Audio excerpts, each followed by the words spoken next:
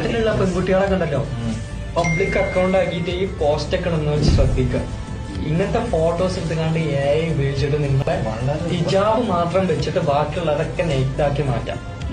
ആൾക്കാർ ഇതൊന്നും ശ്രദ്ധിക്കില്ല. ഇപ്പൊ നമ്മളെ ഇൻസ്റ്റാഗ്രാമിൽ നമ്മളെ സിസ്റ്റേഴ്സിന്റെ ഫോട്ടോ ഇടും, നമ്മളെ വീട്ടിലുള്ള നമ്മളെ വൈഫിന്റെ ഫോട്ടോ ഇടുന്നവരുണ്ടാവും. എന്തിനാ ഇങ്ങനെ പബ്ലിക് ആക്കി ഇടുന്നേ? ഞാൻ എപ്പോഴും ചോദിക്കാറുണ്ട്. ഇപ്പൊ ഈ AI ഇങ്ങനെ ചെയ്യുന്നുണ്ട്, ഇതിന് കൂടി വരും.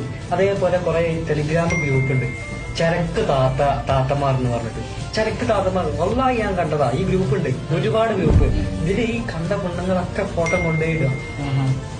ആലോചിച്ചിട്ട് അതേപോലെ ഞാൻ എപ്പോഴും എല്ലാവരോടും പറഞ്ഞിട്ടുണ്ട്, നിങ്ങൾ ഈ പബ്ലിക് അക്കൗണ്ടിൽ ഇങ്ങനെ വീട്ടുകാരെയും സിസ്റ്റേഴ്സിനെയും ഇടരുത്. ഇതൊക്കെ ഇപ്പൊ നമുക്കൊരു 1000-8000 ഫോളോവേഴ്സ് ഉണ്ട് വിചാരിക്കാം, അല്ലെങ്കിൽ 2000 ഫോളോവേഴ്സ് എങ്കിലും ഉണ്ട് വിചാരിക്കാം. ഇതിൽ പല മൈൻഡ് ഉള്ളവരുണ്ടാവും.